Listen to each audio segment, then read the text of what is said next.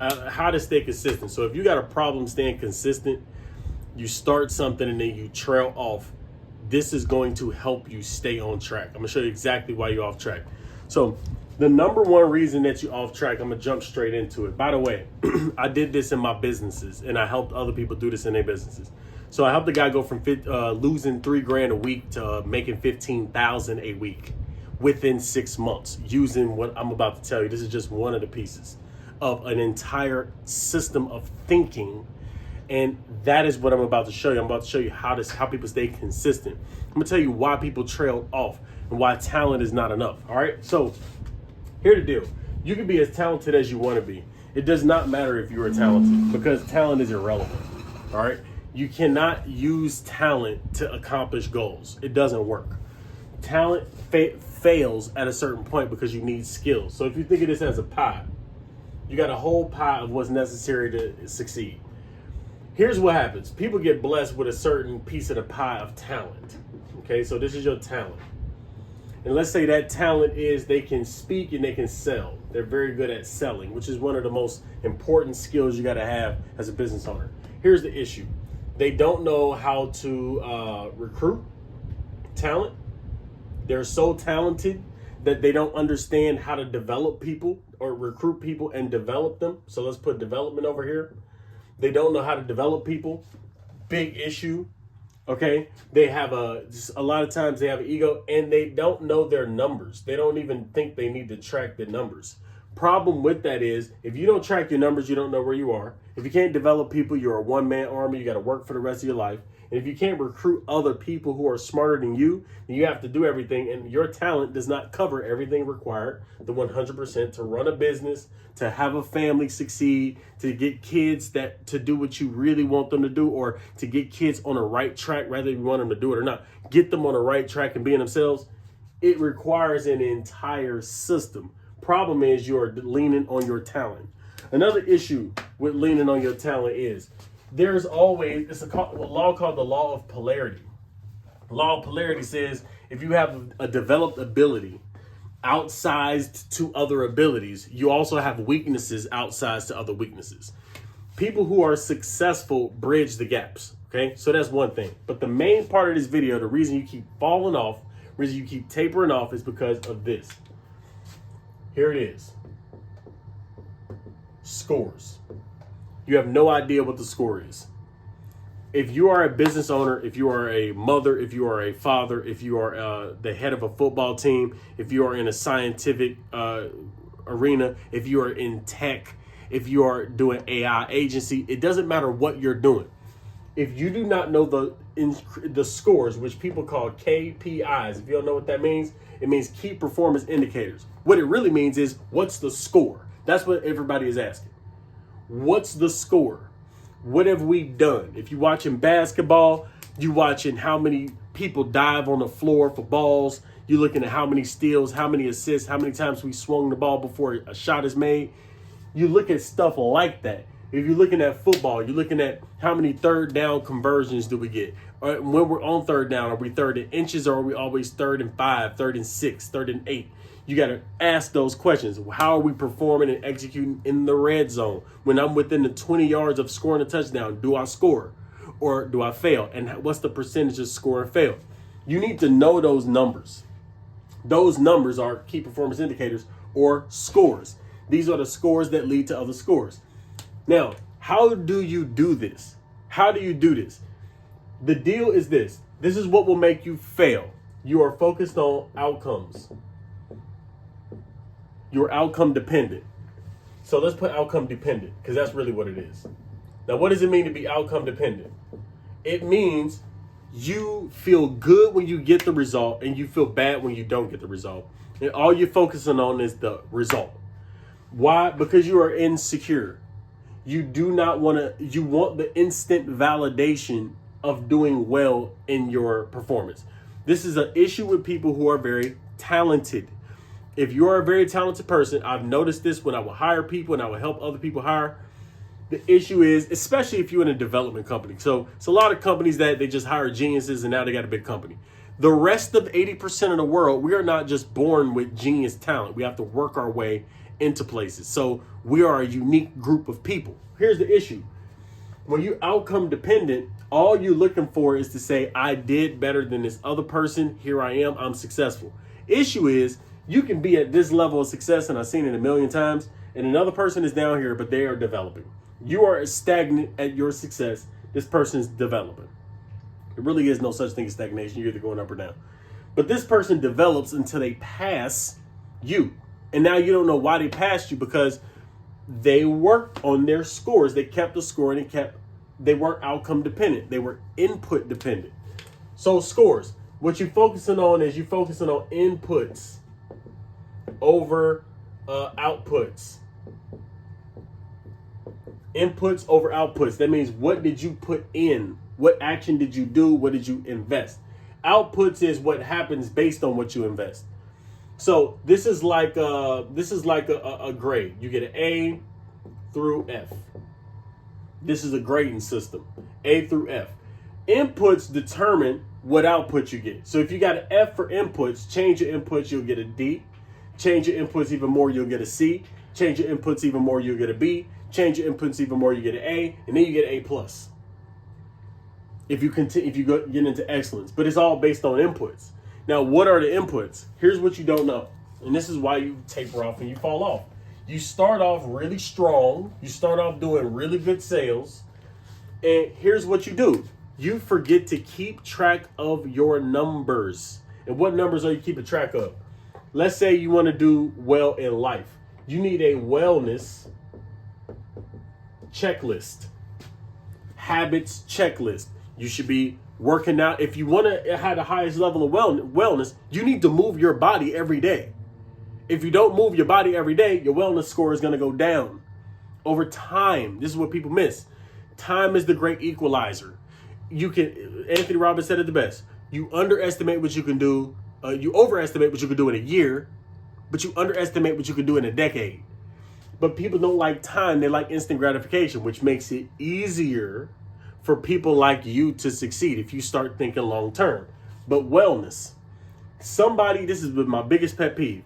Somebody who tells me that they want happier situations and more wellness in their lives, but they will not do anything differently over a consistent period of time to get that wellness. I don't get it. It doesn't work. Okay? You need to develop wellness habits. You need to develop wellness habits. So habits are the key.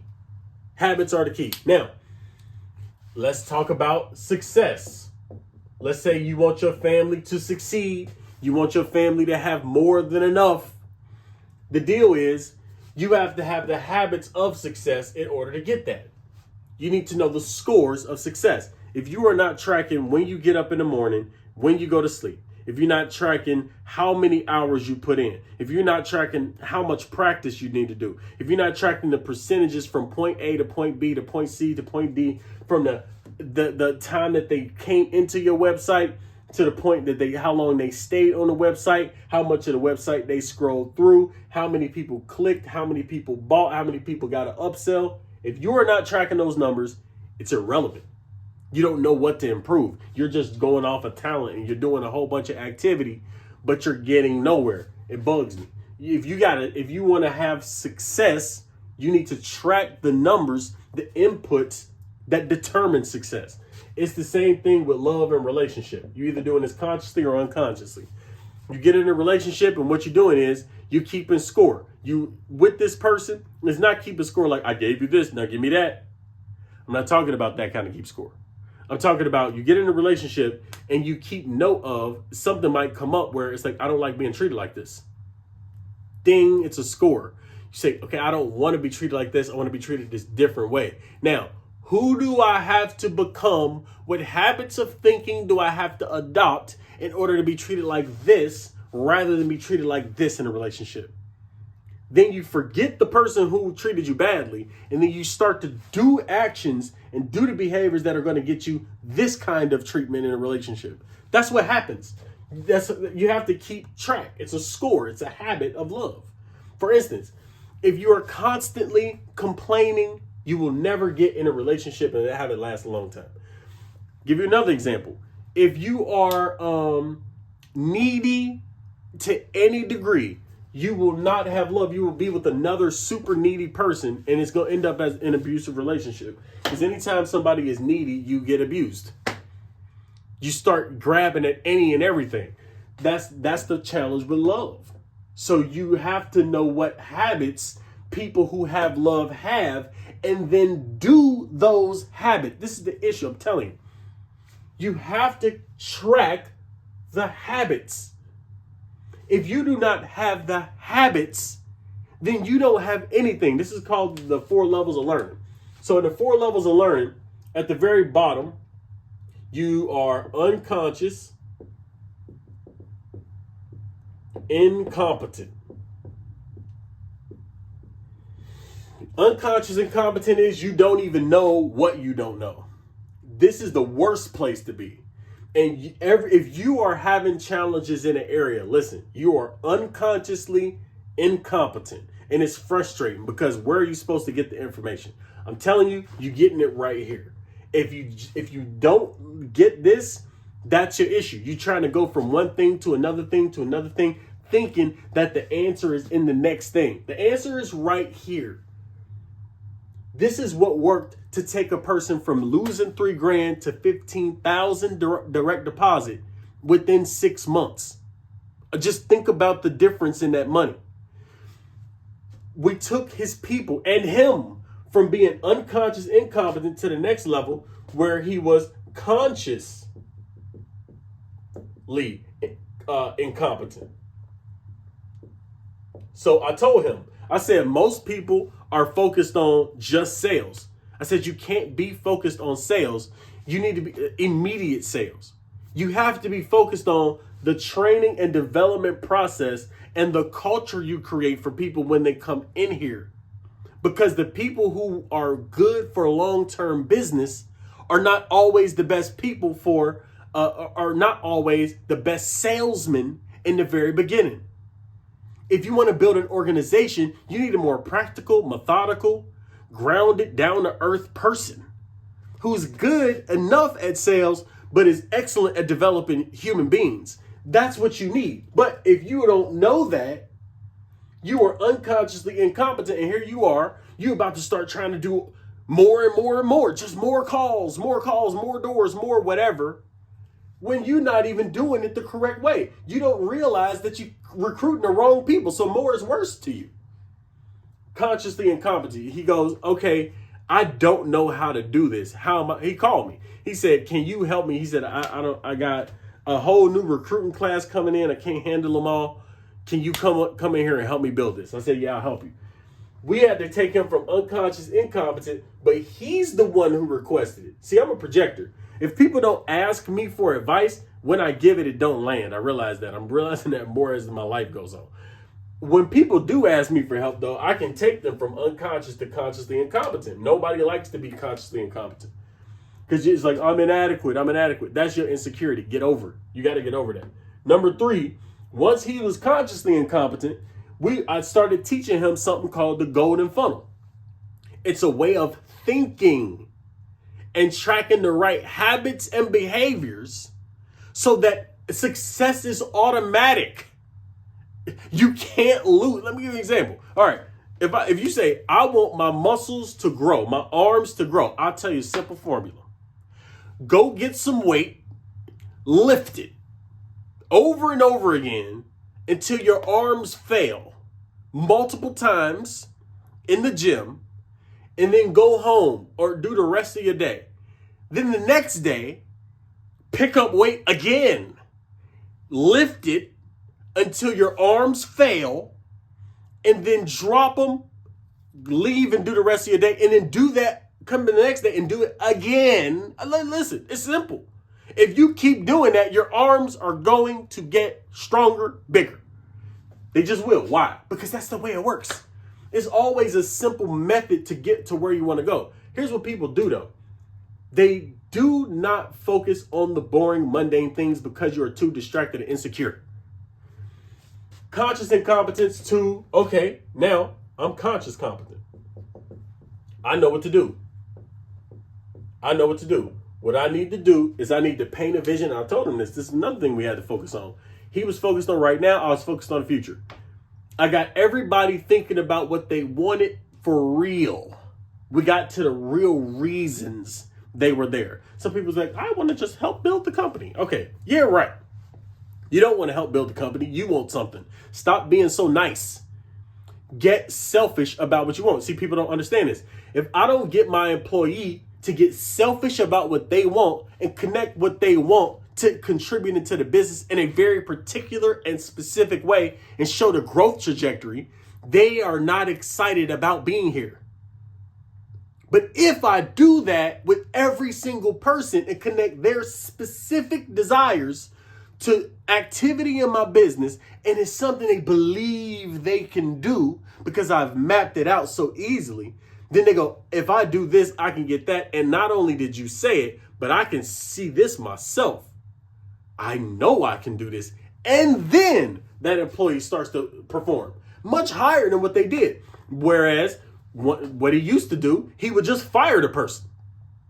You just wasted all that money, time, and energy, hired the person. And you're going to fire him because you don't know how to activate him? Okay, the problem is he was consciously incompetent to that. We got him conscious competence. So not everybody is a fit, but the people who would have slipped through the cracks, who just needed a little more guidance, we got them there. He learned how to retain those people and grow and develop those people. And then change his mindset from I'm losing $3,000 a week to, oh, we are about to blow this out of the water. And I'll tell you, a series of miracles started happening once he got to this level and we started practicing it.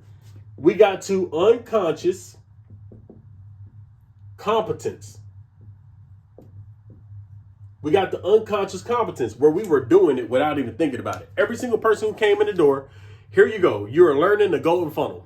We're going to teach you about how the universe works. And you're about to see how the universe works from your own perspective because you've done it already.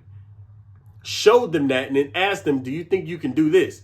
And you can gauge the people who actually was interested and who weren't. The people who were not interested, not taking notes, you're fired first day. You didn't even get hired. Orientation. Don't come back.